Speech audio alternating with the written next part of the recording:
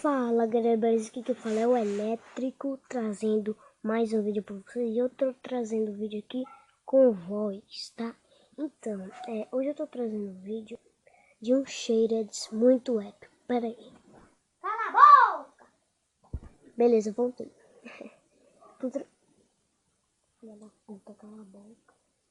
Beleza, então, tô trazendo um Shared aqui muito épico pro canal, né? O Shared não muda muita coisa, tá? Então, eu vou estar ensinando como... Eita porra, buguei. Como colocar aqui. Você clica na ferramentinha aqui. Eita porra, me esqueci. Não, tô zoando. Launcher Repeater. E pacote de textura, se tiver off, você deixa um, tá? E clica aqui em qualquer merda.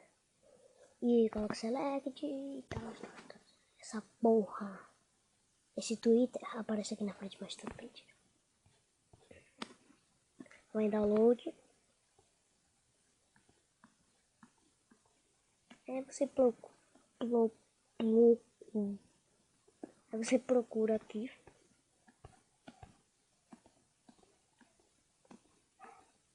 Aí você procura e porosa e volta tudo. Tchau, tchau, tchau, tchau. Blá, blá, blá. Vai. Deixa de enrolação. Vamos pro vídeo.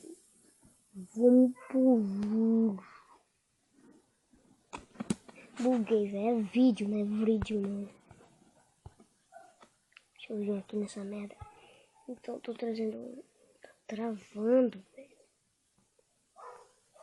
Ué, mano, por que tu...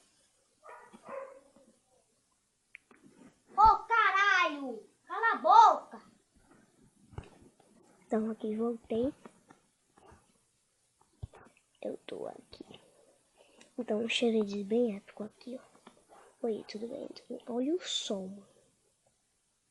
O sol ficou bem épico também. E o céu também fica bem épico. Olha isso aí. Então, deixa eu mudar a câmera aqui.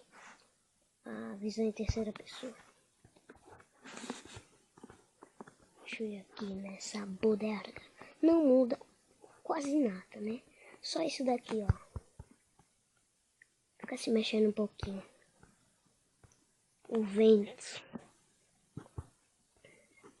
Show. E a glowstone e a tocha. Só isso que muda.